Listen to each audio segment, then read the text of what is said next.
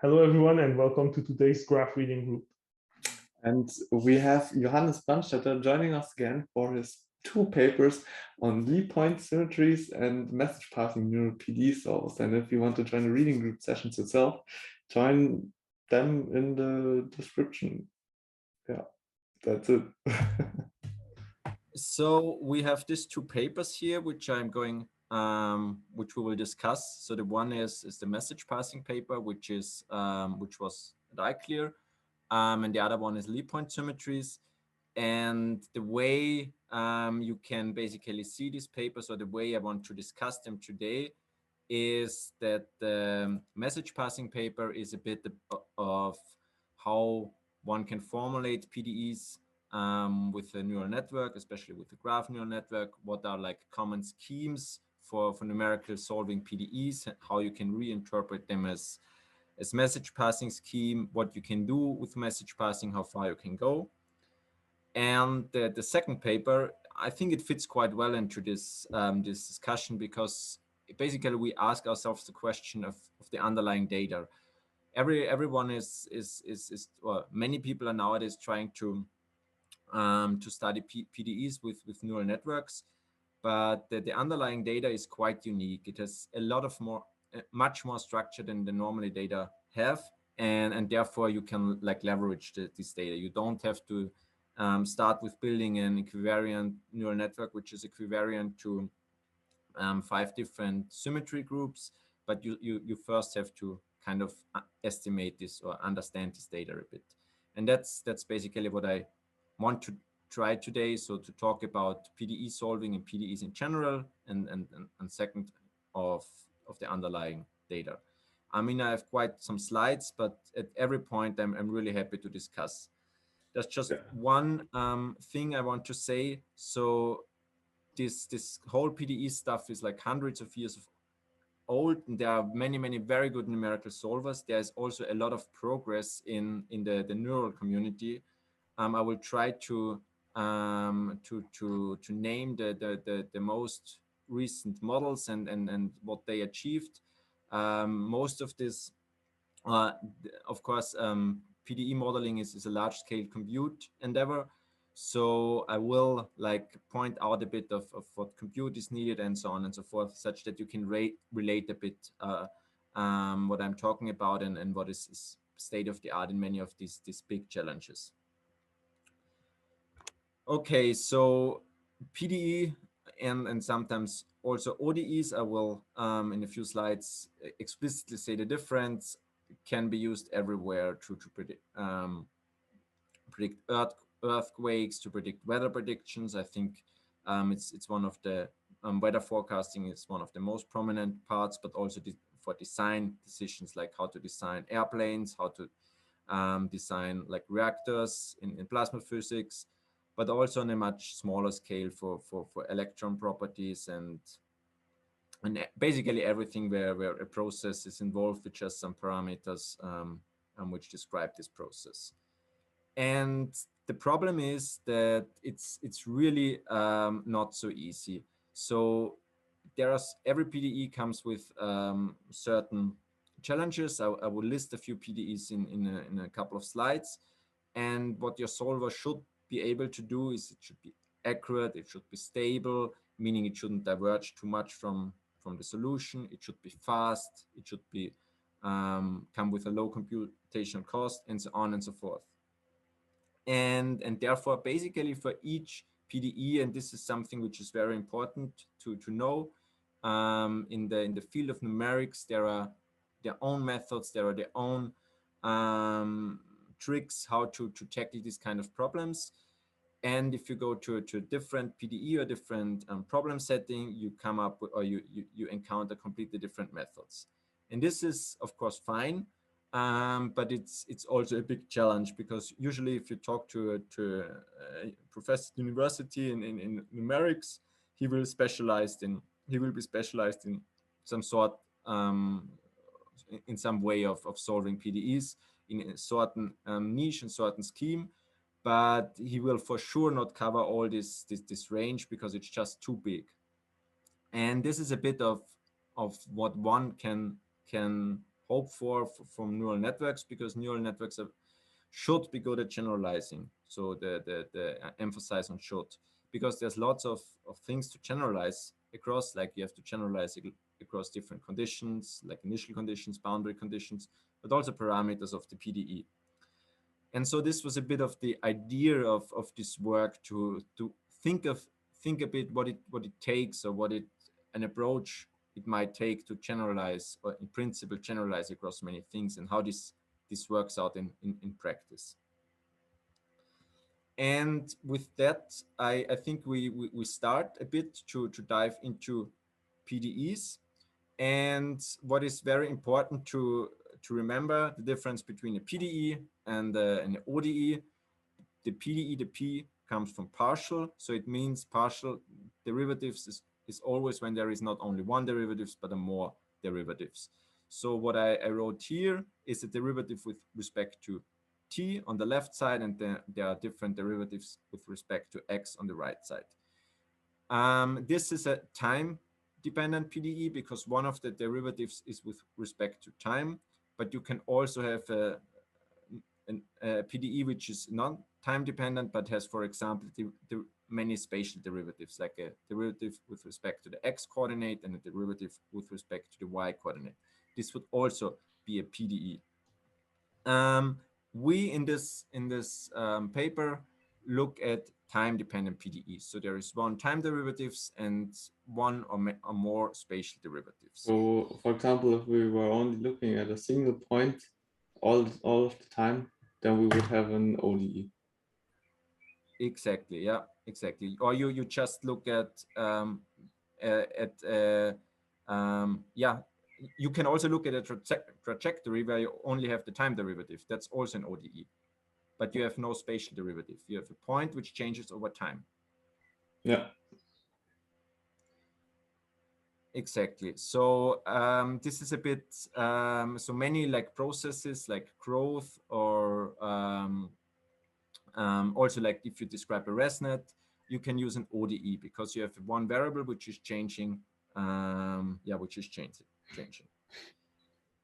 And many of these, the ODE solving is, I want to avoid the words like easy, but it's compared to PDEs, ODE solving is much less a challenge, because you really just have one parameter, one parameter equation which you have to propagate. For PDEs, you always have this problem that your next solution basically depends on the solutions before, or in space you have some XY dependence, and this makes it extremely tricky. What also comes into play is the conditions on the boundaries. So you have a temporal boundary. This is the initial condition. So what's your initial state? And you have boundaries at the edge of your space. These are the the boundary conditions. And all this together basically forms a PDE. It's not only the equation itself, it's also the initial condition and the boundary conditions. And these boundary conditions can be pretty tricky.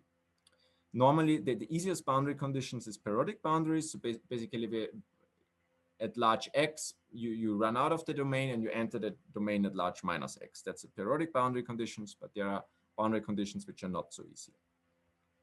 And the way one classically solves such PDEs is I try to sketch here. So what you first do, you partition your grid in, you partition your domain into a grid. So you similar to or similar to many problems where you discretize, you have for every point in time and space, you have a point on a grid. And everything which is discretized, basically you can use for estimation of certain discretized variables. In that sense, you use this grid to estimate these spatial derivatives. So everything which is on the right side of the PDE comes from partitioning the grid into for putting the PDE on a grid and estimating these derivatives. And one very famous scheme is the finite difference scheme, where you just use two neighboring cells and the difference, and use this to basically estimate this first order derivatives. After you have estimated all these derivatives, you basically have an estimate for the right side of the PDE. And then you do an ODE solving step to update your PDE to the next time step. And that's the spatial part. So first you do sorry, that's the temporal part. First you do the spatial part where you get some estimates of the spatial derivatives. Then you use this estimate to update your PDE, and that's the temporal part. That's also called methods of lines, and is very central to solving PDEs. There are of course other methods, but this is normally the scheme everyone is following. And that's also the scheme we looked at our solvers. In the paper, you also mentioned next to this finite differences method, the finite volumes method.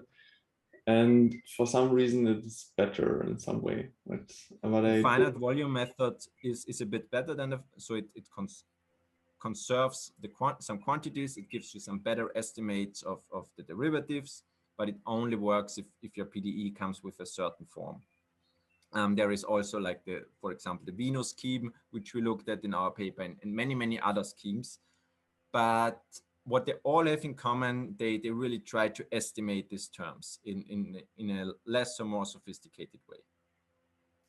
Yeah, but I just didn't get this. Like we look at basically, oops, sorry, what's going from one cell to the other cell, right? So the finite volumes.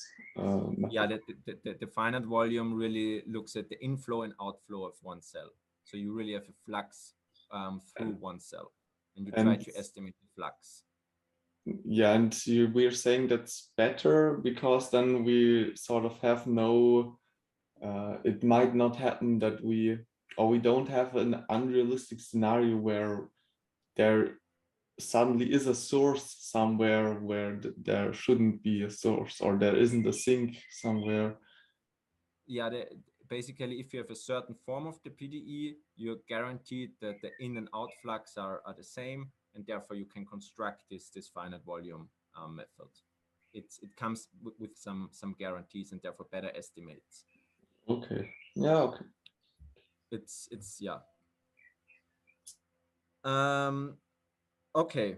So then I put down a few things which I have to say, like before starting this project, I studied physics. I was encountering a lot of PDEs, but still I had to recall a lot of these concepts, and a lot of these things are not familiar.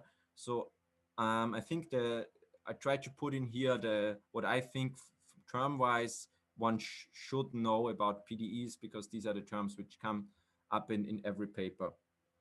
So the very important is the term parametric PDE. This is really if you have a underlying PDE for your problem. So if you do weather forecasting, you basically have your data, but you do not have the underlying PDE. It might be some Navier-Stokes equation, but you do not know the PDE which generated that data. If you try to really solve the Navier-Stokes equation for certain parameters, you have an underlying PDE and you know exactly the parameters of the PDE, and you can or you should leverage these parameters. So parametric, non-parametric like data in that sense. Also, the order of the PDE is the highest derivative. And then very often one reads nonlinear and linear PDE. So an example for a linear PDE is this heat equation, where these derivatives basically are multiplied with coefficients, but linear coefficients. And an example for a nonlinear PDE is this Burger's equation, where these derivatives are multiplied with like functions. Like this u is the field, and the u times ux is nonlinear part. This is a linear part because the nu is a coefficient. And there one often reads about elliptic, parabolic, and hyperbolic PDEs. I'm not telling or not specifying exactly what they are, but they are second order linear equations. So whenever you read that, you know you have some linear PDEs with some second order derivative terms. There is this well-posedness of PDEs, which is a very unique property. It means that there exists a solution, and this solution is basically unique. So if you have initial conditions, boundary conditions, and a PDE, you have a solution. And if you change some of your parameters, so either the parameters of your PDE or your boundary conditions or your initial conditions, you basically also continuously change the solution of the PDE. It's very important because otherwise the PDE is not well posed and cannot be solved. There are many famous PDEs. I put in here like 4, which I, like on top of my head, thought everyone should know. That's the Navier-Stokes equation. By the way, besides the Schrödinger equation, I wouldn't know if I could write down on all of these PDEs like on top of my head. So don't blame yourself if you don't know them either. But the Navier-Stokes equation is basically describing the fluid dynamics. So everything which has some fluid character. This can be, for example,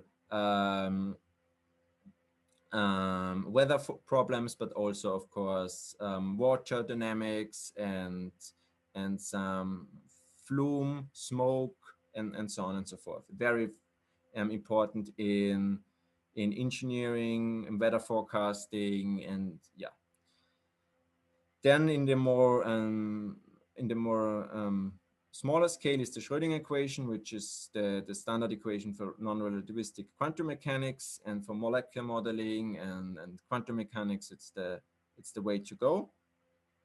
The Maxwell equation handle everything with electromagnetism, also very important. And if you're more interested in money, you will encounter the Black-Scholes equations. I saw some drawings and some questions, maybe, yeah. The drawings were just wanting to say, why is the heat equation not down here? Like, that's the most famous one to me. Yeah, it's so there are, I mean, this was like a choice I did. These are like a big scale equation. I wouldn't say the heat equation is rather easy to solve, I would say. It's not like an open problem. But if you, for example, try to model weather forecasting, you need something very complicated, and this is where Navier-Stokes comes in. No, if you before said like ODEs are comparatively easy to solve compared to PDEs, do you mean with that finding analytical solutions or also running solvers on them?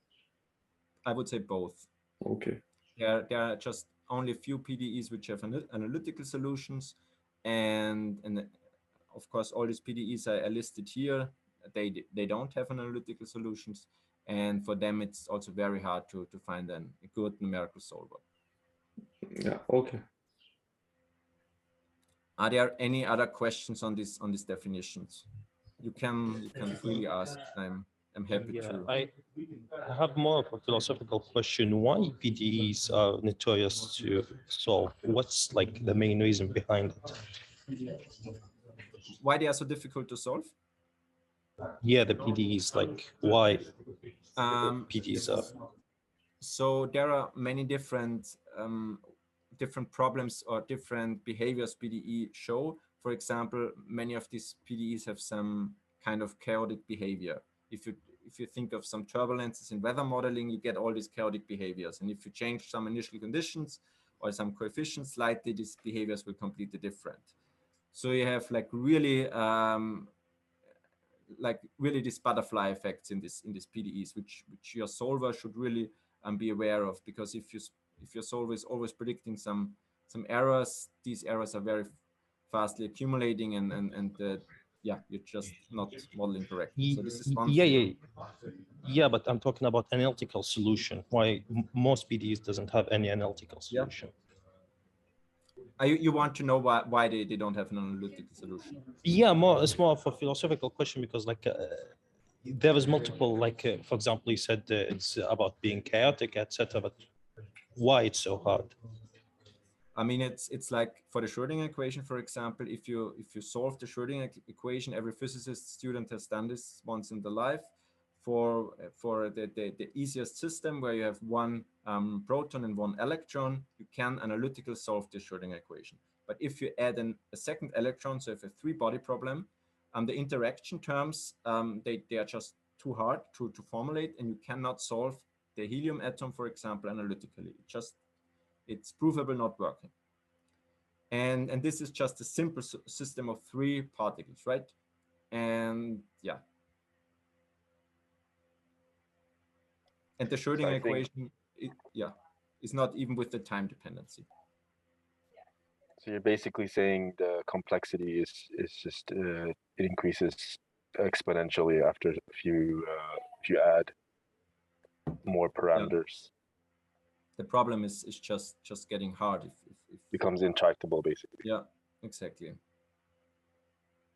And that's why we need all these numerics. And these numerical solvers, they really have to be good, because these problems are so complex, and this means that there's of course a lot of room for errors, and that's why this is such a diverse field of research. I mean, people in the 1800s, they were already trying to solve some PDEs, because they were well aware that these PDEs are modeling some processes which are very important for them.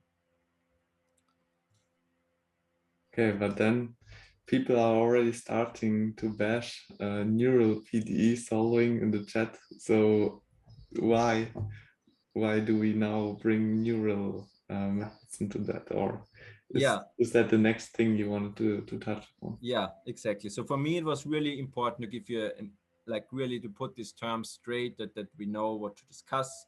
And I think it's not time to go to neural PDEs. Because the question is, of course, why you need neural PDEs. What's the advantage of neural PDEs? One of the problems is, as I said in the beginning, you have a lot of good solvers for different problems, which means you kind of have a splitter field, right? If you have a good solver and you go to a different problem, you need a completely new solver with different criteria. And these solvers are potentially very expensive to run. They need very small time steps to converge, to give you the right results. And the good side is they come with some guarantees, but the bad side is sometimes that the running is just intractable, because if you have some high dimensional problem or some just complicated chaotic problem, you just run into intractable compute. So for example, weather forecasting is a big challenge running with numerical solver schemes. At some point, you just run against the wall. What neural solvers can offer is that if trained on a large amount of data, they could be fast, because neural networks are known to generalize. So they could jump over many time steps, and while doing this, still keeping the solution close to the real solution. They could or can in principle generalize across context, which means in many ways they can generalize across different boundary conditions, across different input initial conditions, also across different parameters, and ultimately across different PDEs, which means you do not have to look for a different solver and fine-tune it for every different problem, but basically you might be able to harvest one solver's architecture for all of these problems. But I also have to say that it's still like this PDE solving is a huge field, and it's everywhere in science and engineering, but it's still not like in computer vision, it's 100% clear that object recognition and so on and so forth, at some point neural networks would win. So that was a few years ago. Now it's obvious that they did win. But in PDE solving, it's not 100% clear where neural networks will supersede numerical solvers, if a hybrid solution of numerical solvers and neural networks will be the final solution, and so on and so forth. So I want to make this clear. It's not that that saying neural networks are the holy grail in PDE solving, just trying to point out the difficulties of this area, and that neural networks are a very promising way to move this area forward. There are, like I talked about this classical PDE solvers of grids and cells, about this method of lines where you first do your spatial estimates and then your temporal update, about several different methods like finite difference, finite volume methods. In the neural sector, there are basically three kind of approaches. So the PIN approach, physical neural networks, physics-inspired neural networks, which really directly learn the PDE as a function where you can input the variables and you get the solution. Neural operator mappings, which really are seen as mapping from one point on the PDE manifold to a different solution somewhere else, so which really jump across many different times points, and potentially also to the solution you want to look for. And these autoregressive models, which basically give you the whole trajectory, but with autoregressively calling itself. And yeah, we sketched it. Yeah. In the neural operator, we could give a time step or like our initial condition and a time step, and then just get the 10th time step. And in the autoregressive one, if we just care about the 10th time step, then we would have to run the first, second, and so on until the 10th, all of them to get our output. Yes. This might be slower then in some cases. Yeah, the problem is with like neural operators, like if you just have the time is one parameter, it's not so easy, right? You cannot like say, now I want time step 10, now I want time step 10.1, now I want time step 10.5, because it's really hard to train. Usually you have just a few time steps on which you train, or you learn to predict like 20 time steps ahead or 100 time steps ahead. So if you have a problem which is like has this structure where it's really a huge time gap you want to overcome, then it's probably better, or then it's better to use this predictive power of neural networks when you're more interested in the trajectory of the PDE on the way to the solution, which is if you want to analyze some, I don't know, some wind behavior, or if turbulences accumulate or something like that, you better to do it autoaggressively. It's yeah. I would say problem dependent. Okay, I think these two are, yeah, Hassan, you go first. No, sorry. Okay, I think these two are pretty clear. But the pins, so are we there, like you just directly predict the solution? What does that even mean? You really predict the functions. So pins really learn the functions. So yeah. For example, I learn an energy, and then I can use the energy to do some molecular dynamics simulation. Yeah, exactly. You if the PDE, normally the energies are like it's a scalar. Yeah, maybe it's better to learn a force field, like so you have a function which is defined on every point, and then it's really a function. So maybe it's better to think of the heat equation, right? Where you can write down the solution. So the pin will give you, you will put in the x and the t and the initial condition, and it will give you the solution at that given t. So it will really return you the solution. So you're saying basically, okay, so if with the neural network, like the way I envisage this is like you have, like, for example, the black skulls PDE, and then you have all the I think it's like 7 inputs, right? It's like call option price and spot price and so on. Those 7 inputs are then like you have like for example for let's say call option price, you have a list of lots of prices, and then you have like a list of a lot of interest rates and so on, and then that's put into the to the model, which then learns the mapping. Is that how it works? Yeah, I mean that's basically could describe all of these 3 approaches. It's a bit like maybe think of a field where you have like a complete field in your room. Basically, you have the temperature as a function of every point x, y in your room, and you want to predict this temperature in the next 10 minutes. So this is really, you put in a whole field, which is something similar to an image, and then you evolve this field over 10 minutes. So this is kind of the operator approach, where you map this field to 10 minutes in the future. This would be really hard to model with pins, because you don't really have this function, and you cannot like group this field as a function.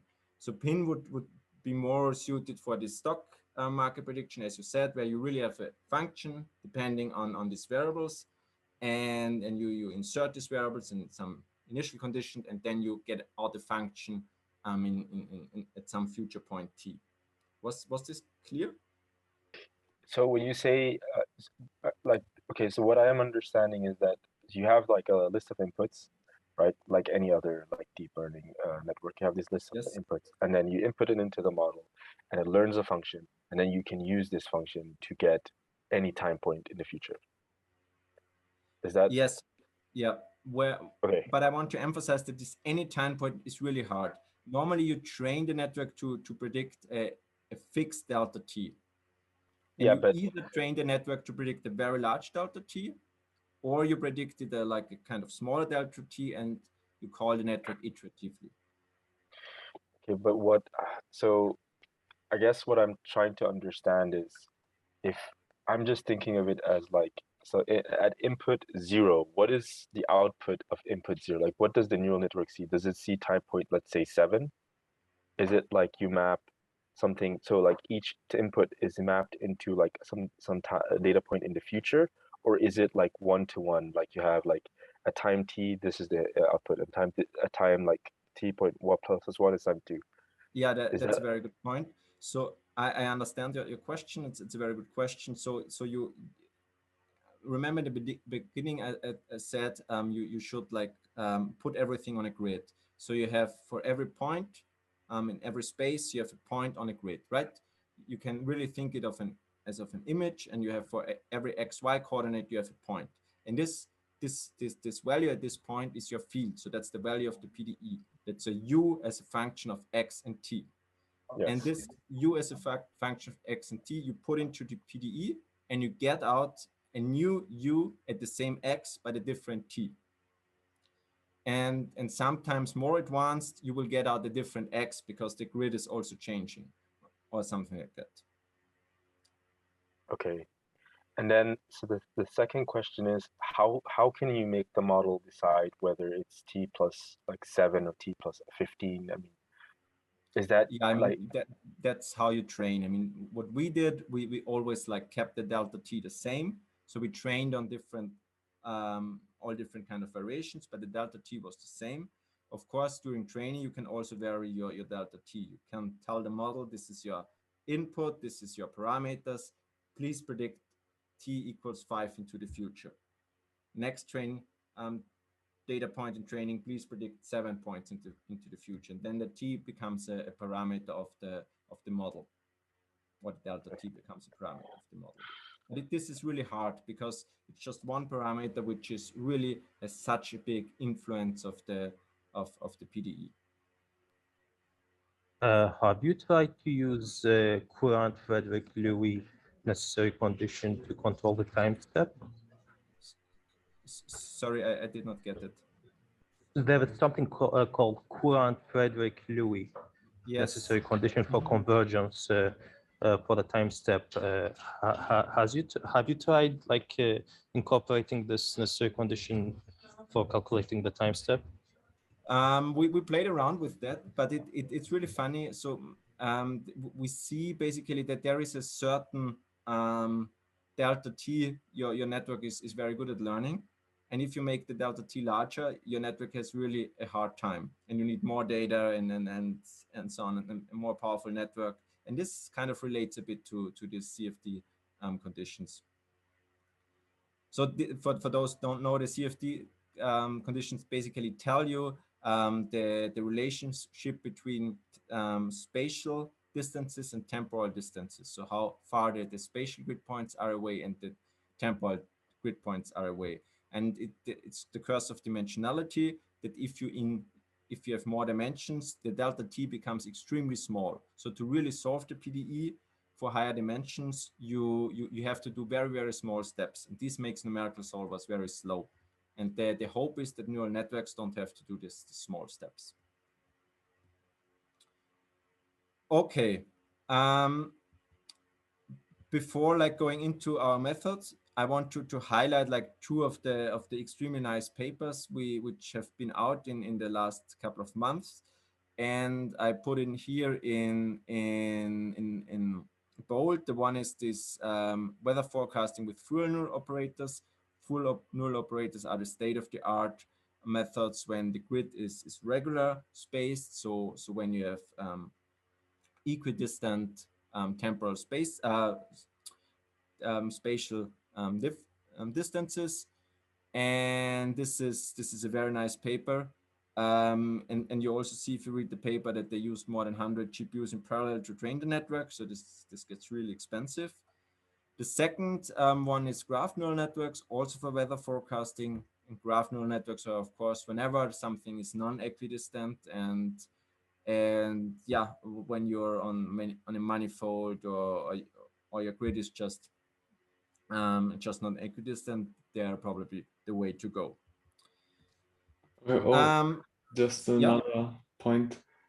I guess weather forecasting kind of a really ideal scenario for neural PDE solvers, because we sort of have this problem that we want a PDE, or yeah, we don't want to run our expensive PDE because it takes a long time, but we also need training data to train our neural PDE to then run it in a shorter time.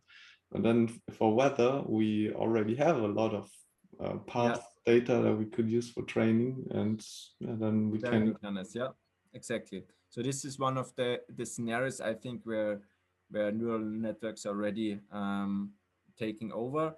But what you also should keep in mind that these are non-parametric PDEs.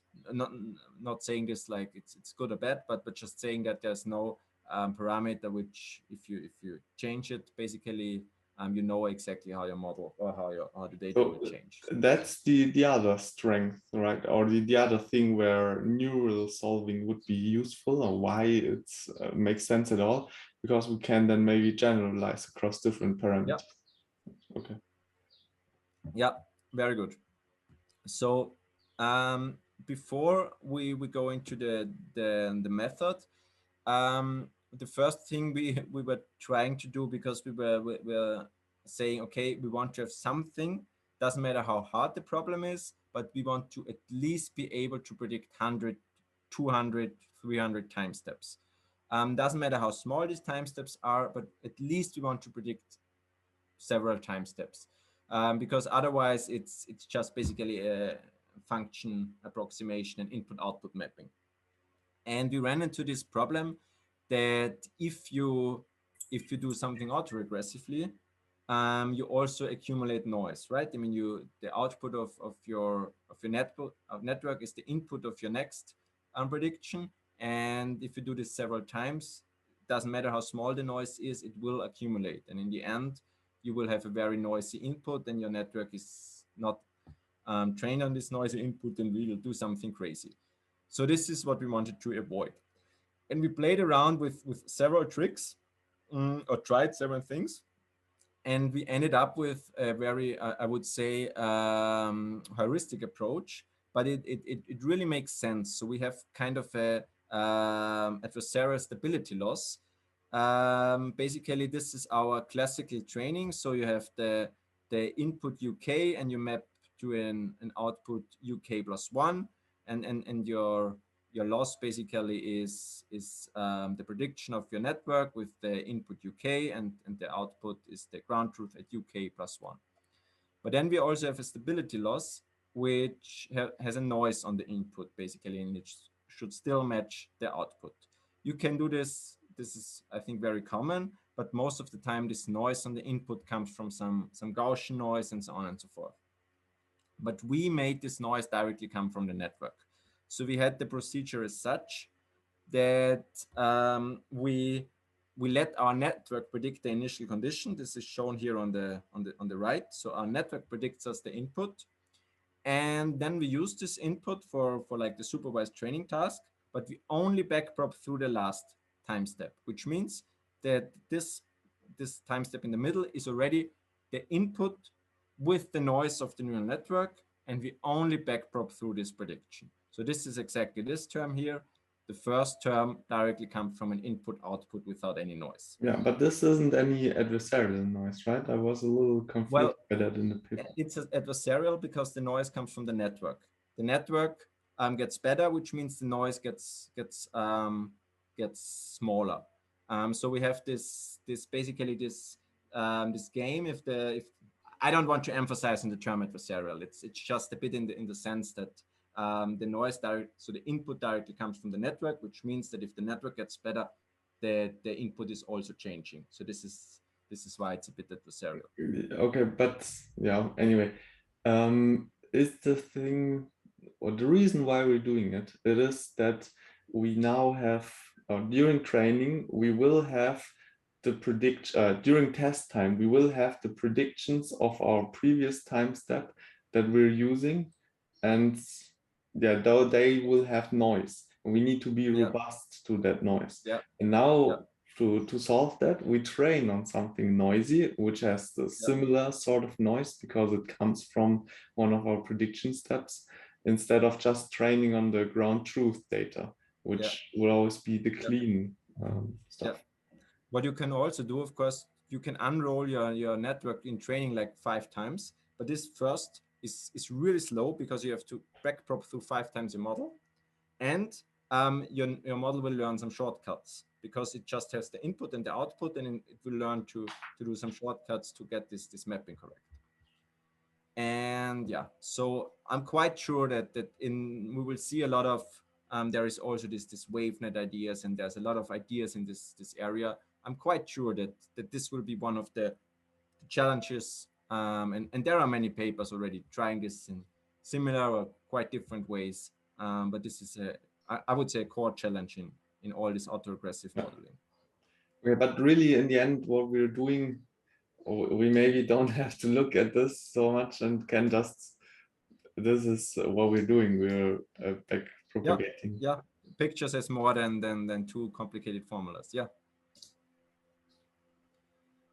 But okay. John, do you want to ask your question now? Oh, sure. Yeah, thank you. Yeah, so I had a question.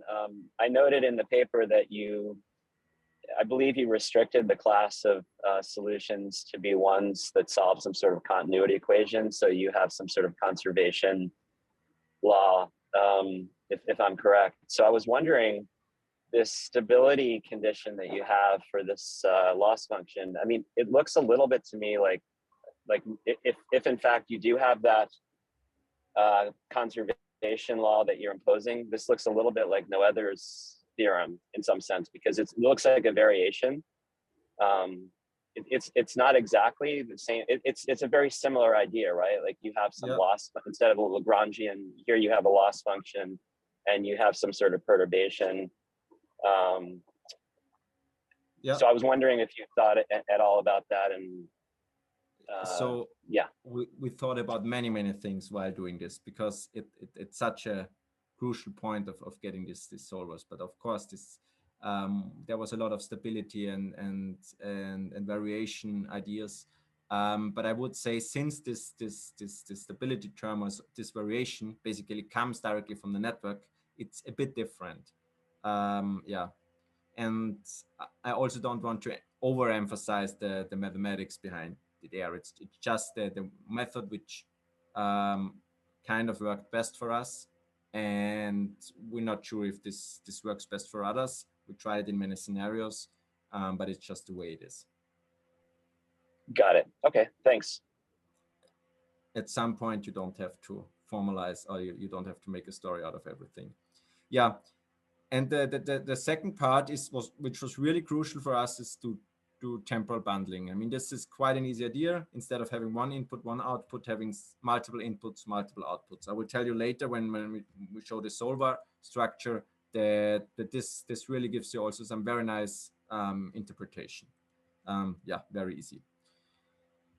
Okay, I think we're in the GraphML reading group. I don't have to tell what graph networks are doing, but the idea was basically that graph networks collect information, but the way they collect information, it doesn't have to be grid dependent. So nothing needs to be equidistant. You can hopefully generalize with the graph network, yeah, to a much greater extent. That was basically really just the initial idea.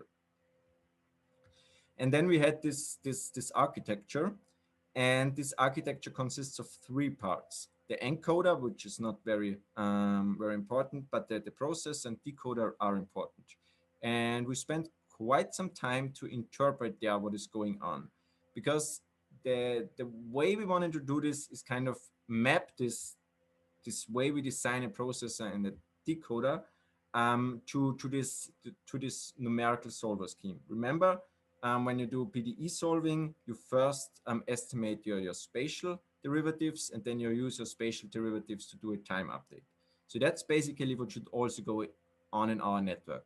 And since this scheme of solving a PDE is very similar across many different problems, we were thinking that if we design a solver like that, it could maybe also, this solver design can be used at many different problems.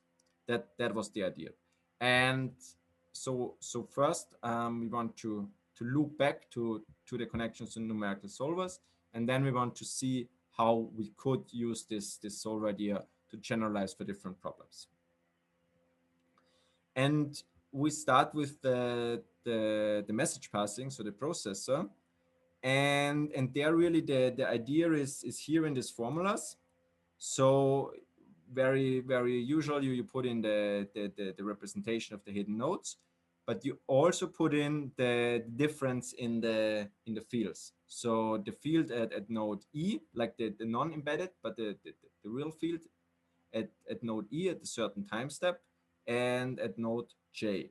And you also put in the spatial coordinates, difference in spatial coordinates, and I will talk about this later.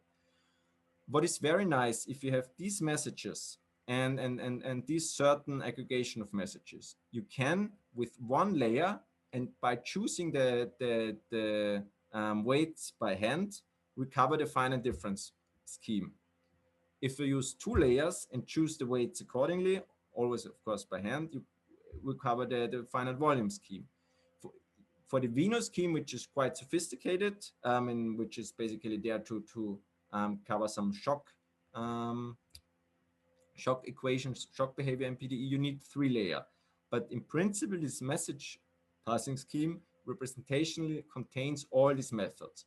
So it should be able to choose the best method for the problem at hand. That was kind of the idea. Okay. And how did you get the idea to include the parameters in the message function as well? Like, did you have a reason, or? We were thinking, okay, well, what we want to generalize over, right? I mean, it's initial condition, it's boundary condition. Boundary conditions are parameters. It's parameters of PDEs, which are parameters. There's many properties which are basically parameters. So if you want to have a solver which after being trained generalizes across these parameters, you need to put them into the solver in as many times as possible, that the network learns to look at them. And if you just put it in the node embedding in the beginning, it's basically not very important. And these parameters are really sensitive, right? So the diffusion coefficient, if you change them from 0.1 to 0.01, the characteristic of the PDE completely changes. So the solver has to be aware of these parameters. Yeah. And I would consider it as a very interesting challenge. I mean, we tried it out, what works best for us, and we had this very implicit idea of getting it into the messages, but really encoding PDE parameters is, in my opinion, very important. Okay, and then another thing in your experiments, right? You always have a regular grid, no? No, we have one experiment with regular grid for different parameters, then non-regular grid for different boundaries, and yeah, for the higher dimensions, we also have a regular grid. Okay, but I was just thinking, yeah. But if we do have a regular grid, then we might as well just use a CNN instead of. Yes, and the Fourier operator. Yes, that's the thing. So for regular grids, it's probably better not to use message, or it's for sure not to use message passing, because you have this this inductive bias that everything is equally distant, so you don't need a message passing scheme to learn this inductive bias. But we wanted to use a regular grid because like then everything is kind of safe from data generation, and we can test this generalization across parameters, can test how long we can unroll, and also can test how well we model like shock scenarios with graph neural networks, which we were not aware if this works at all. Yeah. But again, this is also very important to convey this message. If I get a like weather data on a regular grid, I would for sure go to one of these state-of-the-art methods. Okay. Sorry. So do I understand correctly that the phi is the edge update function? Yes. Yeah. So to me, it seems like the theta, the parameters of the PDE, is better suited to be in the global variable of the graph neural network, the U, basically. Why? Yeah, I mean, why is, message passing is one of the messages are the most important part, the heart of the meat of this graph networks, right? And so we were thinking, or the motivation was that the messages should be very well aware which PDE and which boundary conditions there are. And I will later show you exactly where this leg was really crucial. Or maybe I can show you now if you want. So here we have the wave equation, very simple equation, wave traveling from left to the right, super easy.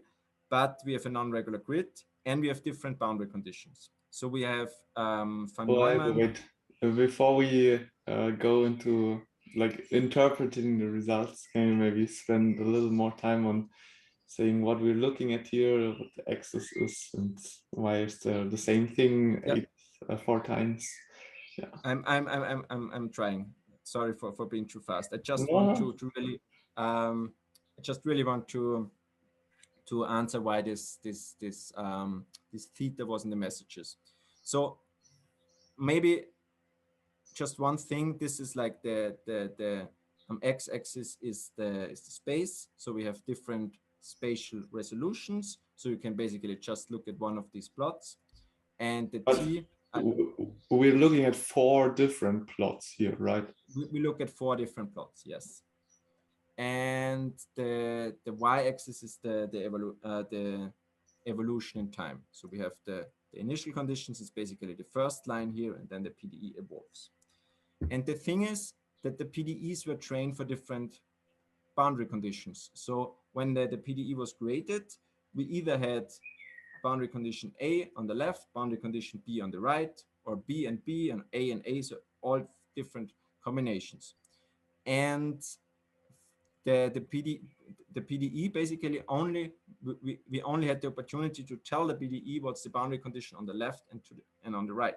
Without doing that, it was really it couldn't generalize, because why should the PDE know the wave coming from the right, what's the boundary condition on the right, and the wave traveling to the left, what's the boundary condition on the left? So there had to be some global awareness what's going on the left and on the right. And we all know that message passing is able to send information, but it's really hard if you have a large grid to send the information from the left to the right.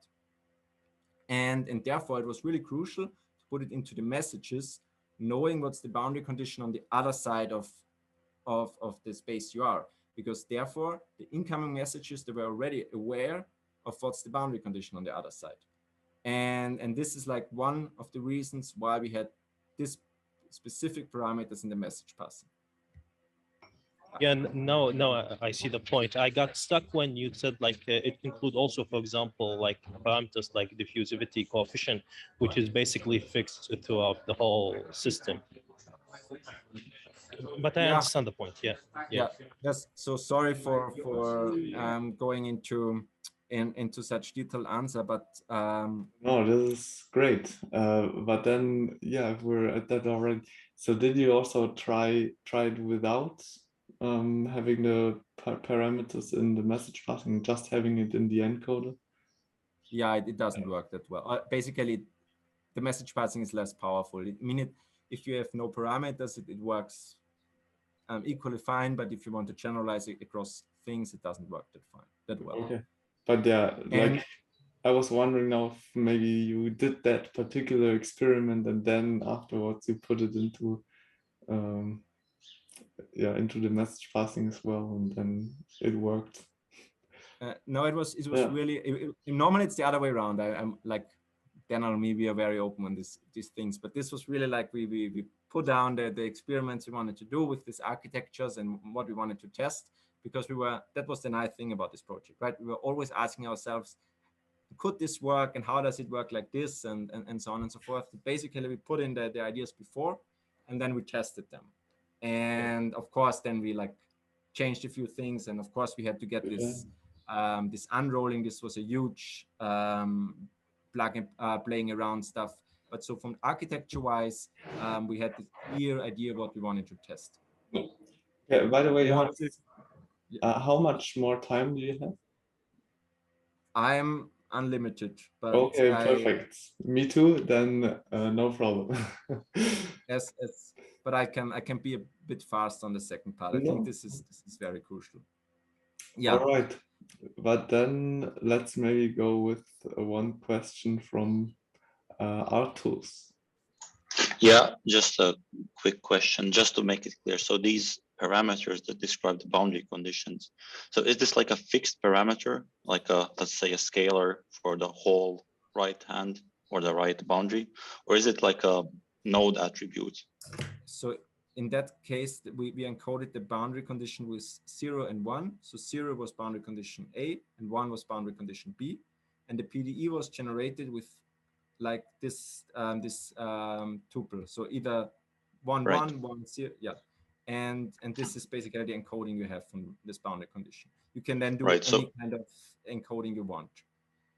Right. So, but it doesn't yet generalize across, say, let's say now you want to solve a problem with sinusoidal boundary conditions. So you would have to retrain the neural network, because now it kind of becomes a null attribute. Okay, thanks.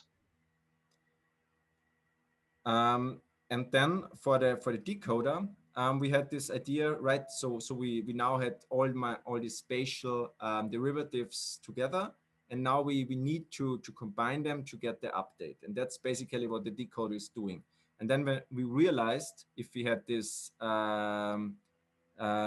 this node embeddings at after the message passing, and we mapped them to the output time. Remember, we always predicted multiple time steps.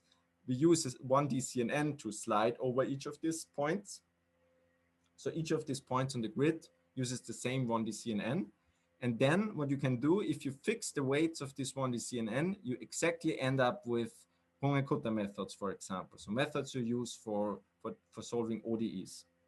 And this was kind of nice because this really gives us the interpretability that the message passing is doing the spatial thing, which everything involved in the spatial part, and the decoder is doing the temporal update. And then you could basically take the decoder away and use a classical solver for doing the temporal update. Okay, so this was how we designed our network.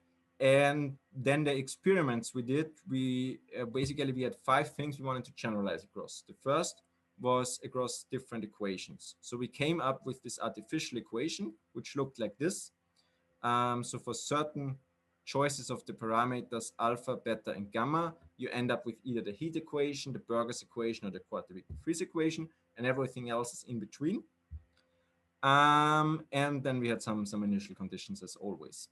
And the first thing, we were quite happy that these graph neural networks were able to capture shocks. So this was something we were not sure about, because especially at low resolution, it's well known that finite difference solver have real problems to capturing these shocks. And the second thing which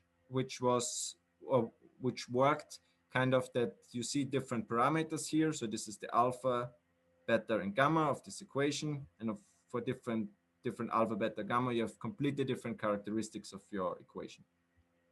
And just by giving the same initial condition but tweaking these parameters into the network gives you the different outputs. I want to emphasize that if you have like one of these equations with fixed set of parameters, fixed spatial resolution, for sure a Fourier-based operator, a resonant, would do better. But that was like not really the point we wanted to try and to check out with the idea. I hope I brought this across correctly. The NX, exactly. Sorry? The NX, like NX 200, NX 100. Yeah, that's the number of grid points you have. So you have like the resolution. The resolution, yes. Mm-hmm. Okay, then I already explained this experiment. So this was for different boundary conditions, non-regular grids. I can encourage everyone to try solving the wave equation for Dirichlet boundary conditions. It's really hard. Daniel did a magnificent job to get this to work, to get like data.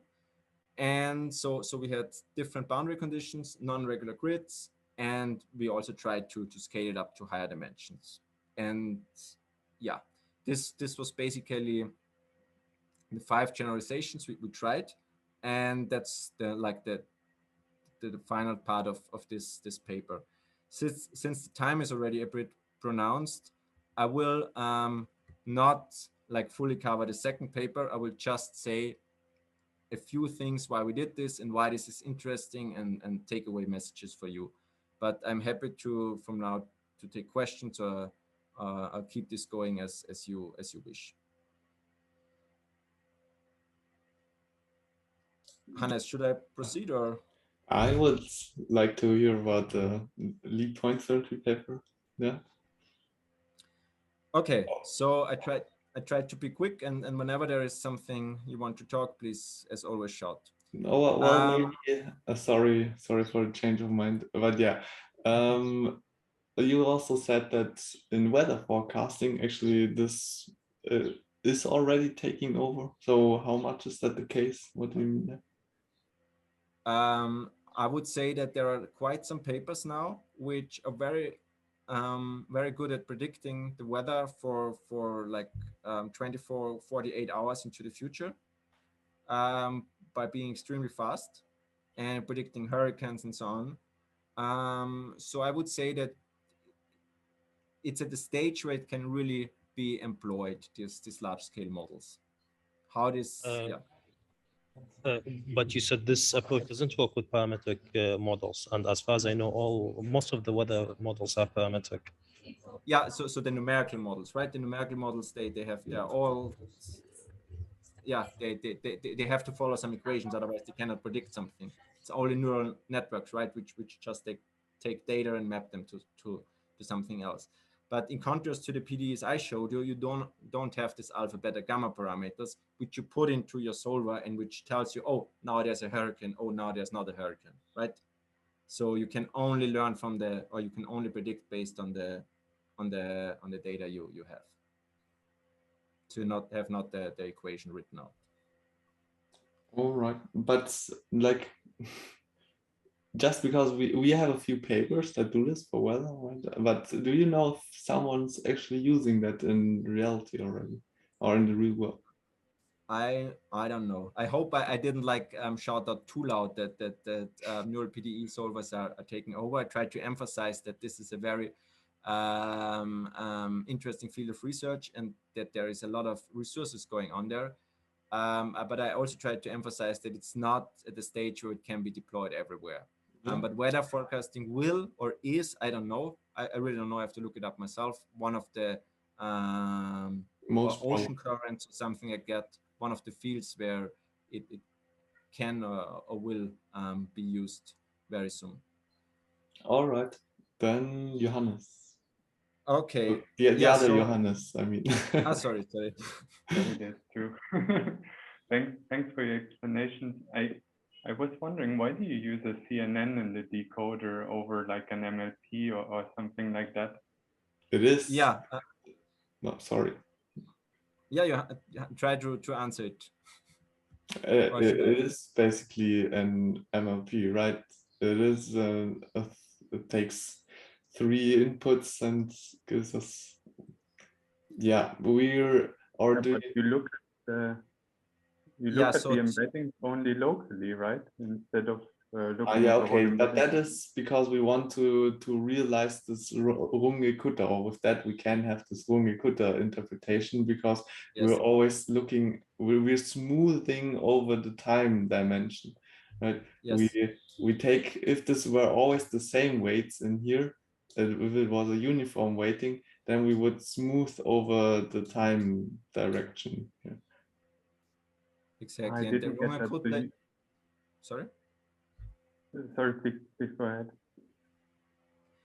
No, I was just saying, if you the Runge-Kutta, usually if you look it up, has like between 4 and I don't know 8 different time steps it uses to combine them, and that was exactly the idea. You have this hidden size of whatever 128, and then you use a 1D CNN which goes over the time dimension and basically delivers you a much smaller vector in time. So it really goes over the time dimension and compresses the time. And this is exactly what a Runge-Kutta method is doing. And if you use an MLP, you would basically progress the whole bunch, the whole node at once and predict the output, and everything is connected with everything. What's the kernel size? So I think we have a 2-layer CNN. The kernel size is between is 15 and then 8-ish, something like that. But it didn't really matter. So it was more of really compressing it. So you have to choose. But then how many time steps are you actually taking in your temporal bundling? 25 for 1D and 5 for 2D.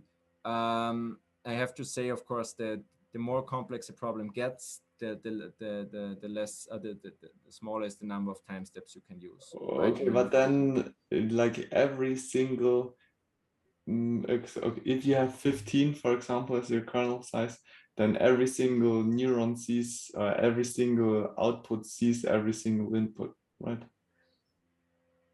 No, I'm not sure. You said you have a 2-layer CNN with a kernel size of 15. Yeah. And you have 25 time steps. Yeah. So it can be, yeah. But as I said, if for example reduce it to 1 layer and reduce the kernel size a bit, you end up with this Runge-Kutta. Of course, then you have this practical restrictions, but you can do some WaveNet approach where you just only see the future or whatever. But you're right, yeah. Okay, but I mean, yeah, the interpretation is all nice. But did you also try the fully connected prediction? Yeah. It does. There's really a clear performance difference. Nice. And cool. It's also like if you make the CNN deeper, it kind of degrades a bit. And I played a lot with this kind of. Yeah, but you're saying that a few times now you played a lot and you put a lot of thought into this and that. So was this rather hard to get to work? Was there a lot of engineering work going on? I would say so. In hindsight, of course, it's always in the hindsight. You always you know what to do. The most effort went into the data. The unrolling. That was the hardest. We couldn't get our handle of unrolling more than 100 time steps. And then we had this solver idea, and we tried to make it better at some point, of course.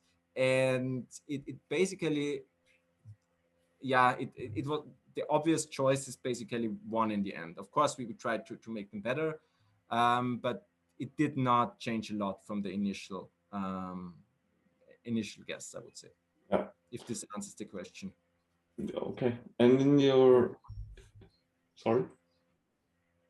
future work, you also talk about like optimizing the parameters of a PDE, right? You basically take your PDE, generate some data, and then you train your model with that data, and then you backprop to the parameters. PDE parameters and take gradients with respect to the PDE parameters and optimize them. But how does that make sense? Like if we use those the original PDE parameters to generate the data which we trained on, and then we also use that data to backpropagate to optimize the parameters of the PDE. No, it's like you have an unseen PDE. Like for example, if you train on Navier-Stokes equation, I don't want to stress the weather data too much but it comes to my head now. If you train on Navier-Stokes and you have a bunch of parameters, you put these parameters which you get out of your numerical solvers into your equation, and then you see the real weather data. You use your PDE, but you don't know the underlying parameters of this data, right? You use your PDE, and then you fit this PDE, basically your learned solver, fit this solver to the data, where the three parameters you use for fitting are these theta parameters, and then basically you get the parameters of the equation. Yeah, how good it works, I don't know. I was too much in the world of that our data always comes from a PDE, but I mean it can also come from the real world, from the weather, for example. Yeah. All right, makes sense. But I wouldn't know if this really works, but it's just like a possibility to test this. Actually, that's pretty interesting, but you can't really differentiate backpropagate to graph neural network. Like, I mean, differentiate back with respect to the parameter, to the input. Why not? But you do not backprop with respect to the input. Like the graph neural networks is then just like a model, right? And this model has some free parameters. The free parameters are not the weights. These free parameters are now your theta. And then you just fit this model to your data. Yeah, but I mean, you fix the output with you pick the output and you backpropagate with respect to the input and optimize the input. Just like no, when the input and output are given. Input and output are given by the underlying data. So you have the input and the output. You put the input into your model, and you should get the output. Yes. And then you by optimizing on that, you learn the PDE. Yes, but given this PDE and given this output, you can go back to the input that give this specific output, like the inverse problem, basically. Like given an energy, give me the XYZ XYZ coordinate of the atoms or whatever. So how exactly you can do that? Yeah, well, can I maybe, so Johannes, I just say a few things and you say how wrong it is. We have the we have our input data, we have our PDE parameters, and we have our outputs data. Like and this is both training data, right? And then we train our model on this training data, and the parameters that we know beforehand that we think are good PDE parameters, but maybe they're not good PDE parameters. And then we now observe some new data from the weather in the real world and have this input and output data. And now we optimize, now we take our trained model in this setup again, and then we backpropagate to the PDE parameters and optimize the PDE parameters. Is that what the suggestion is? Yes. Yeah. It's basically you have a function of theta, And the function of theta is trained on all the spectrum of different parameters. And now you want to have this input output, and you want to look at those parameters, those values of theta, which fit this input and outputs. And given that your PDE is trained perfectly, your solver is trained perfectly, this will give you the underlying parameters of the data you see. Yeah. Not saying yes, that this works.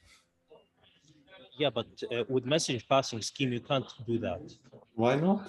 Like the message passing is not layer is not invertible that allow you to do. You don't this have to be optimization. invertible, right? Just like you can backprop to your MLP layer weights in your message passing neural network, you can also backpropagate to the PDE parameters. But see, Don't you have made to the distinction. Let's get one thing clear. You said that there is the PDE parameters, there is the input. The PDE parameters, like it's basically another input, right? Yeah, let's think of that. You have the neural network with millions of parameters, which is your PDE solver. And then you have in the neural networks also this theta, which are fixed values, right? During training, because every input comes with theta values. And so basically the theta is in your equation. And then you can inverse this game. You can say that the parameters of the model are now fixed, and these theta values are now the variables, and then you try to find these theta variables. Just like when you're generating adversarial examples, you also don't have to, you don't need an invertible neural network, right? You just backpropagate to your inputs.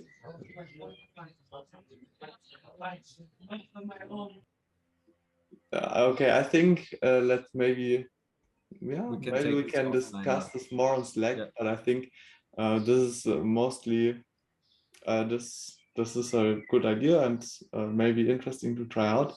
But another thing you mentioned in your future work is, since every PDE is defined by a unique set of symmetries, we can do some cool stuff. And yeah, then you actually did it yourself. So let's maybe get into that. I want to say, I don't know how cool this is, because what we did not do is we baked these symmetries into the solver. Yeah. So we did not make a super hyper duper equivariant solver. We did not do that. But we were asking ourselves, there is like hundreds of years of literature about symmetries and PDEs. And this is a really powerful subject. And we were all of us were fascinated by these formulas and by these equations. And so we were a bit thinking what is going on there. And there's basically this prolongation theorem. It tells you that you can write the prolongation of a PDE as basically all its derivatives. And then you can write the solution of the PDE as a function which has the prolongations, which are all its derivatives, and the coordinates, which are space and time. Wait. And so you're saying we can write the prolongation as, I just thought this was the definition of the prolongation. We have a prolongation, exactly. This is a definition. The prolongation is the field and all its derivatives. And you can write the solution of the PDE as inputs and the prolongation evaluated at all these coordinates, all these grid points, so to say. And this is like a unique way of writing a PDE. This is nothing else than writing a PDE as this, but it has a certain form of writing it as a prolongation. And why this is important, that if this prolongation fulfills the PDE, you can search for an arbitrary, you can search for symmetries, you can search for transformations, which are applied pointwise. That's why it's called Lie point symmetry, to both the coordinates and to the different parts of the prolongation operator. And this is just a way of writing down a set of very complicated equations. But if you solve this set of equations, which normally some software can do, you get out this full set of symmetries of your PDE. So it's a bit different than in many other fields, because if you look in computer vision, you kind of look at the input images and you think of, yeah, it might be that there's some rotation symmetry. It might be that there's some, I don't know, shifting symmetry. Or if you look at molecular modeling, there's this rotational symmetry, translation symmetry. But this is all a bit like, by looking at the data, by looking at the physics, what makes sense. Here it is really, if you have the PDE given, you can write it out and you get all fixed set of symmetries. Okay, so and we have one PDE, then you do your symmetry, apply your symmetry to it, and you end up with another PDE, but the other PDE has the same solution. Yes, so that's what we did. So on the very left, you see one solution to a PDE. Again, it has one spatial coordinate. So the x-axis is space, the y-axis is time. So the PDE, of course, changes over time. And then you can take this full solution of the PDE and transform it via the symmetry transformation, which you get out from Lie point symmetries, Lie point prolongation theory, into other solutions. And which means you do not have to solve the PDE for these solutions. You just use this PDE and transform it. And then you get like instantly, basically, different solutions of the PDE. That's the like fundamental part to understand. Yeah. So normally, yeah, go ahead. Yeah, here in this example, like we shifted time in that direction, so to say, and every point here shifted in that direction. Here you shifted space in that direction, and everything here moved in that direction. Right? Exactly. The Galilean boost is a bit trickier because, yeah, this is some nonlinear transformation, and the scaling is, of course, it basically zooms in or it zooms out of the PDE. But you can do more, right? You can combine all this transformation. You can do a time translation, a Galilei, a space translation, a scaling. So you can do all different combinations of these symmetries. And you, in the beginning, you said you did not bake in all of these equivariances into the model and build the super equivariant PDE solver. But if you're now doing data augmentation, then you're in the end saying you want your model to be invariant to those different inputs, right? Yeah. Yeah. And in your message passing PDE solver, you kind of already have space translation invariance, right? If you just look at the distances. Since we use some kind of convolution network, we also have space translation, our solver. So like we updated on this. So you will see that the data, what is pretty nice, that the data augmentation for space is really not helping. But the Galilean is, for example, helping, because this is a really difficult symmetry, which is not so easy to get into your solver. But it was more like to understand this underlying structure, this unique structure of PDE, and how this is really changing the way of thinking about data, I would say. That was our motivation. Yeah. And I mean, it was not so clear to us, but what you could do, or what was our cross-check, that what you now do, like you use this original transformation, this original solution, you transform it via some sort of Galilean boost into this solution. And then what you do, you take the first slice of this solution, and this is your initial condition. And then you put this into initial condition into your numerical solver. And what happens, the numerical solver exactly gives you this. And this was kind of a very cool cross-check. So basically transforming the whole PDE, which happens instantly by just a matrix multiplication, or a few more, is really the same as solving the complete set, the complete PDE with a different initial condition. And that's all what is it about, right? To get data, you have to solve for different initial conditions. And here you just have one solution and transform it.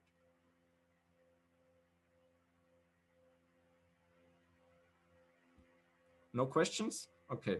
No, never mind. Can we also say that maybe some augmentations are hurtful or useless, like the scaling augmentation, if we do that, and we do actually have that symmetry in our The scaling did not really work in our cases. Yeah, that was surprising. No, because there I would have thought it's if we during test time always have the same scale, then okay, of course, then it hurts. Of course, yeah. Of course, you have to test and training data set should be like similar. Yeah. I guess this can be used for data augmentation during training, especially for the scaling one that fails. So what do you mean? What do you think? Yeah, that's what they're doing, right? They're using these different changes as data augmentation. Okay, let's maybe let you first say that you're then actually using that as data augmentation. Yeah, so I can show you some I mean, I think to go over the whole procedure is now a bit time consuming. It's a bit tricky since this is a Lie point symmetry, which applies to both the coordinates and the field basically. So you have to think of how to transform them. I will not go about around this. I want to just say two things. One is that how we tested our method. So we tested on 3 different equations, namely this quadratic-de Vries, Kuramoto-Shibashinsky, and Burger's equation. And we tested for different sizes. So how large was the training set? So the x-axis is always a growing number of original trajectories, which we then use to transform. We tested for different PDEs, we tested different solvers, different ways of training. And then we did what Johannes said before. We looked at if we combine the symmetries which actually have an impact and which don't. And we see that, for example, these 2 lines are basically identically. This is with and without space translation. So space translation does not help because our solver is already equivariant. And for what equation, for what PDE is this experiment over here? That's the KDV. So that's the one here I wrote down with these symmetries. Okay. And then we see that sort of this was time, right? So, and in time we see that it helps. But if we additionally, G2 I think was translation, then if you additionally had the translation, right, the green one is still as good as the yellow one, and it's basically useless to do the translation augmentation. Why like? Yeah, because we have kind of a CNN network, just a Fourier neural operator on a regular grid, which is which keeps the properties of space equivariant. So we are equivariant anyway, so it does not make sense to do this augmentation here at all. Yeah. Exactly. There is one very interesting thing which we were not aware of, and this is the last thing I want to say. And this is the green lines here. And if you see, there is always like these lines are kind of parallel to each other. So the dashed one and the solid one. So it means that it just the more samples you have, if you augment, you increase the performance likewise.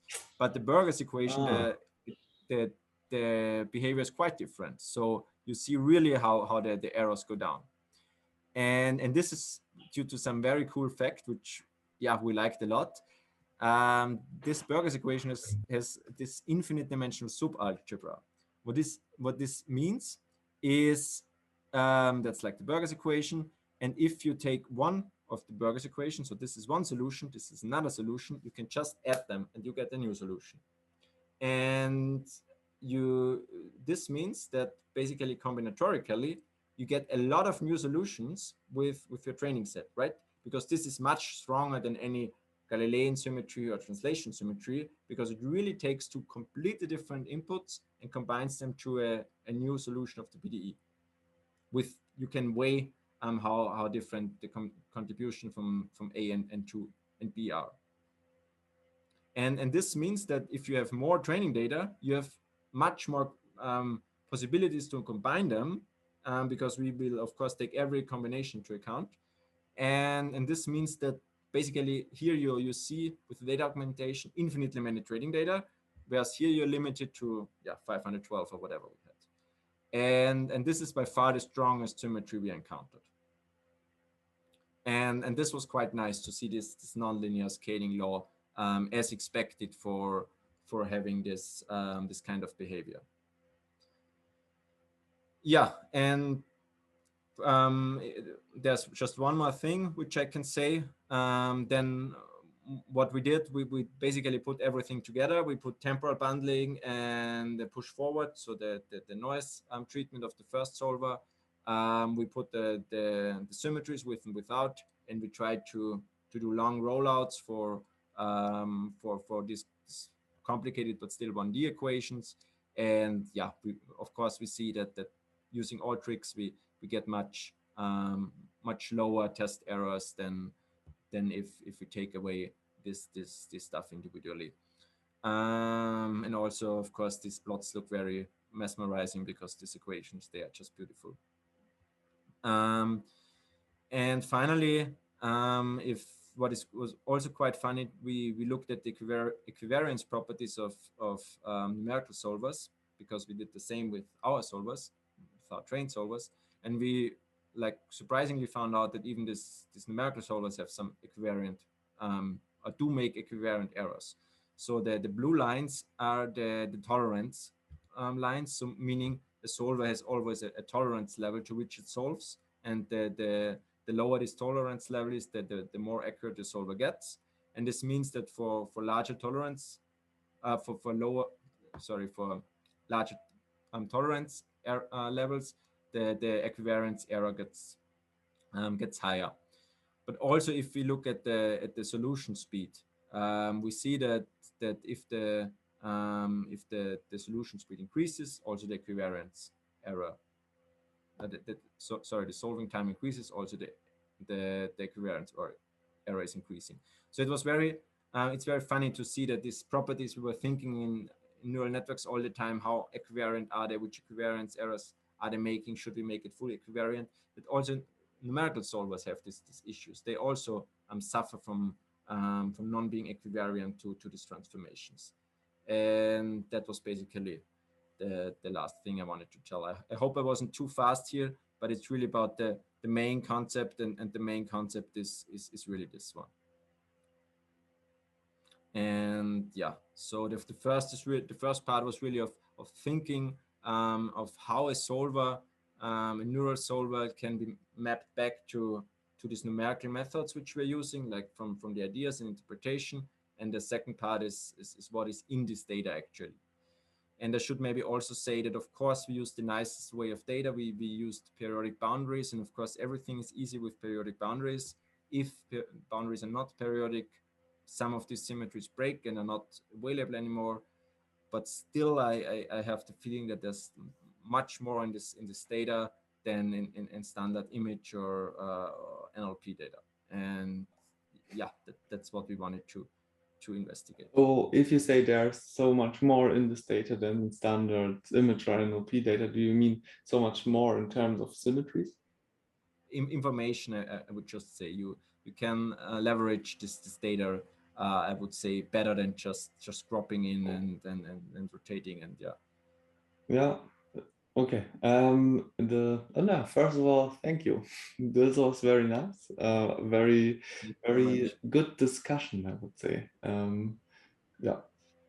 Yeah, that was the goal, to have a discussion. I hope I could convey a bit of our ways of thinking, and yeah. Yeah. Then the scaling here, for example, does it make sense if we always have the same resolution to use scaling augmentation? No, I would say no. Okay, good. Then I got it right. Then I think the last point is not surprising, since the equivariant property is not encoded in a numerical solver. For example, if someone uses a symplectic time integrator in a classical numerical solver, then it respects that. Any comments? I have no idea what it means. But I was not like following the whole reading. So you read this part of the paper? Yeah, about there the- was just a question in the chat, but let's then not go with that. Let's go with Dom's question. Hey, thanks for the great presentation. I especially like the second part, so I'm happy that you went through it, and doing this kind of data augmentations on solving PDEs is quite interesting, and I did not know like that you had this kind of invariances. One of the question I would like to ask, like right now you're doing constant time steps to do the to solve like the neural PDEs. I was wondering like if there's a possibility of replacing the CNN, for example, with a transformer and allowing the network to learn different time steps such that it can converge faster to simple solution, and like when it has reached a when it is in a certain stable part, it can take larger steps and then take smaller steps when it is in a more chaotic part. Or is this something that could be explored, for example, to speed up the computation? So that's a very good point. I mean, this is what numerical solvers are doing, right? I mean, they have this step size criteria that they do small step sizes when they're not certain, and large step sizes when they're certain. So these are the adaptive solvers, adaptive time stepping. And of course, this is another way of how you could expand. You can, like, we baked in the very simple Rung and Kutter method, but you could in principle also bake in some of these adaptive time stepping. I mean, to be honest, we also had an idea how to do that, but yeah. I sort of have a thing to remember something from some PDE or some differential equations course, that the adaptive step size classical solvers often aren't working so well, aren't stable or something like that. Is that correct? I would say they're much better in a way of because they can give you some guarantees. Yeah. Because you can make the step sizes smaller whenever there is a big change, so to say, and therefore they come with some proven guarantees. But it might be for sure this field is so big that there are problems where they don't work as well. Yeah. And yeah, another question, like I don't know, maybe I missed it, but like, is there really an advantage in terms of computation time of using this versus using a partial differential equations, like a PDE solver? Like, do you gain some significant time, or Yeah, is it mostly like the accuracy that you gain on? No, it's so it was already said today, the CLF conditions, which I explained, like the time stepping gets smaller the more dimensions you add. In one dimension, I mean, we saw we were significantly faster than our numerical solvers, but I also have to say we did not super optimize numerical solvers. That it's always the CPU versus GPU, although we use the GPU. But I would say that the real gain will come if you use it to higher dimensional complex problems where the numerical solvers have to do very, very little time stepping, and therefore basically are deemed to run against the wall. And there's the hope that their numerical solvers are much faster, and orders of magnitude faster and better. So the advantage that we have is not coming from like that our forward pass is faster, right? Like this equation is very easy to calculate very in one step, but we can do much larger steps with our neural method. Yes, I would say so. Yeah. Okay. Yeah, so I guess having these larger steps would make everything faster. And like in general, do you have a problem with converging to the right solutions with these methods, or like stability problems also that PDEs suffer, or you don't have that? You mean numerical or neural? Yeah, like for example, sometimes with PDE solvers, like they can diverge completely if the time step is too large. Is this a problem that you encounter and you have to optimize a lot to get the right time step size, or Yeah, is I it? would say so. I tried this actually really a lot for this message passing.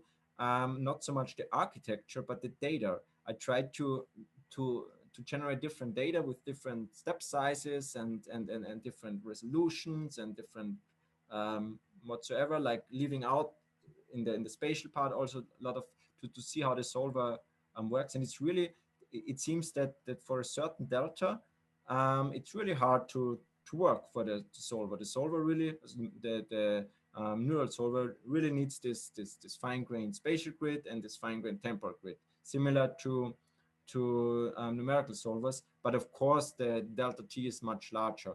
But still, if you go too large in delta t, it's just not able to recover the PDE. It's yeah. Yeah, right. That makes total sense. Okay, thanks a lot again for the great talk, and we can go to Arthur's question. Yeah, thanks. I'll try to make it quick. So I just wanted to quickly discuss a bit about the mesh. So because it kind of serves, or the spatial graph, right, which kind of serves as a mesh. And of course, well, first of all, it's obvious that the resolution of the mesh and like the shape of the elements and so on is very important in like classical PDE solving. So maybe you can just quickly comment on that. But I also wanted to ask about, if I understand right, you never changed the geometry during, like geometry wasn't like a changing aspect, right? So if I understand right, there isn't really anything fundamental in the framework which wouldn't allow for that, right? So it's like shifting the node positions around, as long as you maybe include that information in the parameters. Yeah. They even have that suggestion in the paper as future work to use EGNN to update the coordinates of the cells as well. I mean, the EGNN is nice in a sense that it achieves equivariance basically by updating the positions of the atoms in that sense, and you can use something similar to update your mesh basically, where you integrate. Yeah, this makes of course a lot of sense in scenarios where you have a non-regular mesh and it's very expensive to calculate everything. So if the graph neural network figures out itself what are the most important points it needs to do the integration, it's a win-win situation. Yeah, so that's probably one of the things where I think graph networks might really shine in this PDE area, that they not only have the capability in principle to deal with all forms of geometries, but they can also themselves decide how to set these integration points to really take the most important points into account from where to accumulate information. But yeah, this is I would say a big endeavor and a large scale project. Why do you say that? Like it would be really easy to try, no?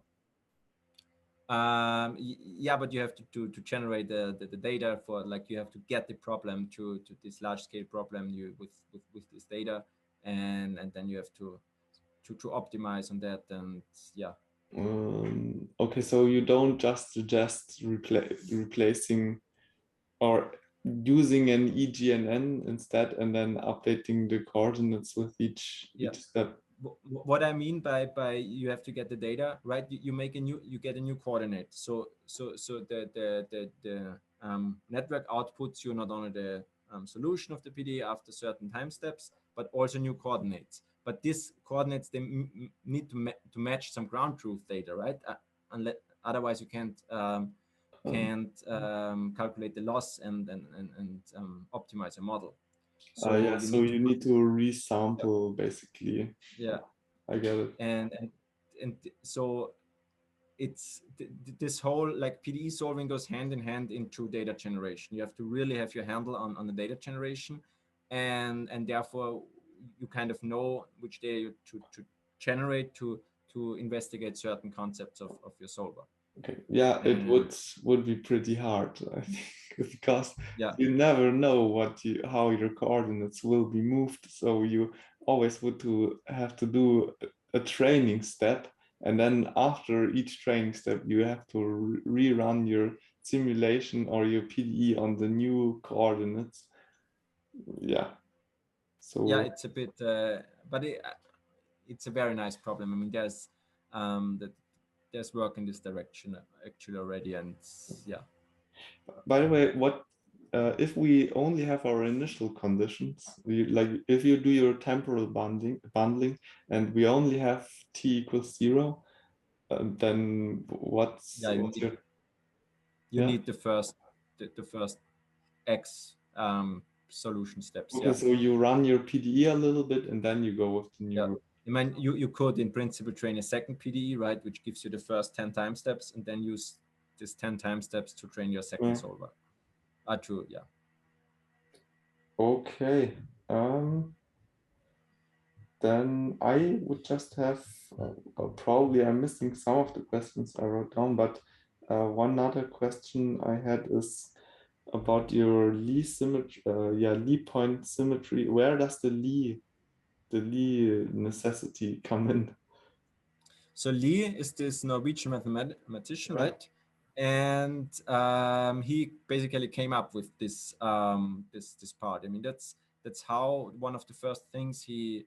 So there's like a similar case with discrete symmetries for solving ODEs, and he came up with this Lie symmetry description to transform solutions. So what these guys were doing, actually, maybe I should have said that, is they look at a solution of a PDE, and then they look at symmetries to transform this PDE, like this, writing out this whole equation into a simpler equation, which you can then solve analytically and then transform back.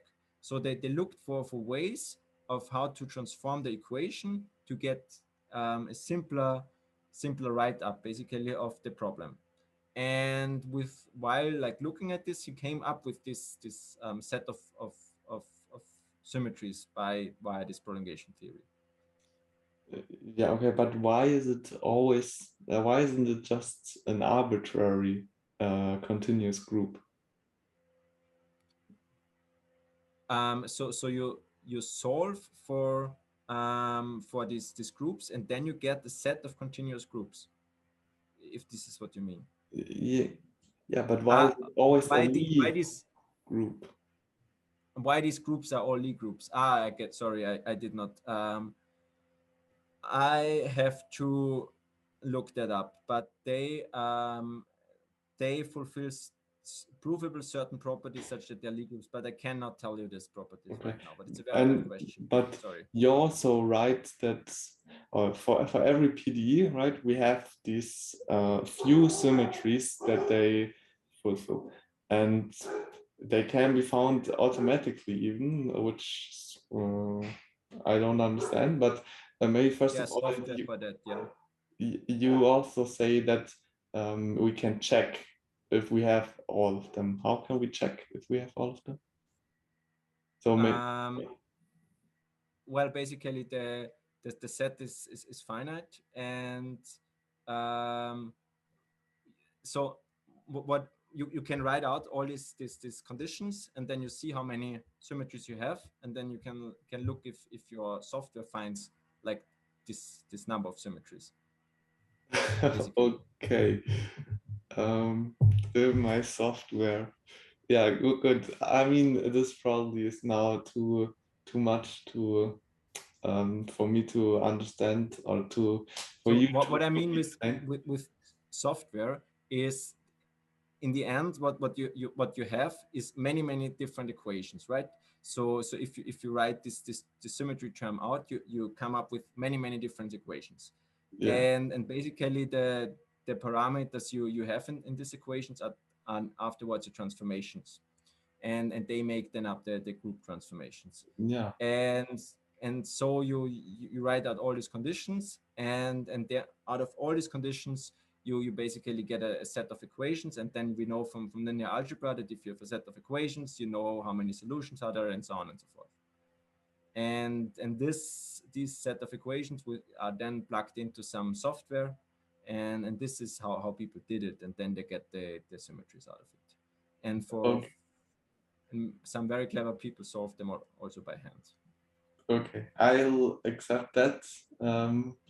And I think we are at a good point to call the day for today. And then I just want to say a last thank you for sharing some additional insights, for writing your nice papers, and for answering all our questions. Thank you very much for the invitation. I hope I answered, helped a bit to understand and get your insights. Also I definitely learned a lot. Yeah. I was happy to have all these discussions. This was as I had it planned. All right. And a lot of very good questions on this way. And hopefully you see that this is an exciting field, and there is hopefully a lot of progress to be made in the next years.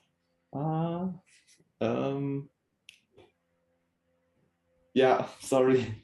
I just remember one more question from the chat that I really liked when you said that now, and that was about, do you have any numerical guarantees for your PDE solver? And in your paper, you also mentioned something about the Hennigs probabilistic numerics stuff. Yeah, can you use a few words on that?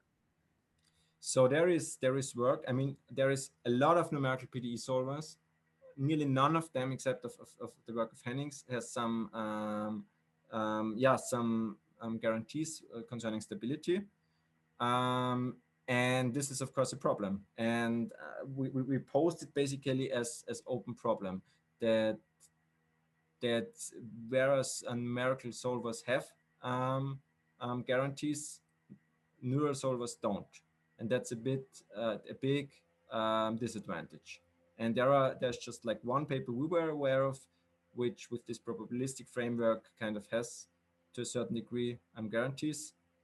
Maybe please give me a shout if you're aware of other papers. But yeah, this is for sure one of the most interesting paths to follow. Okay, give the shout out. And yeah.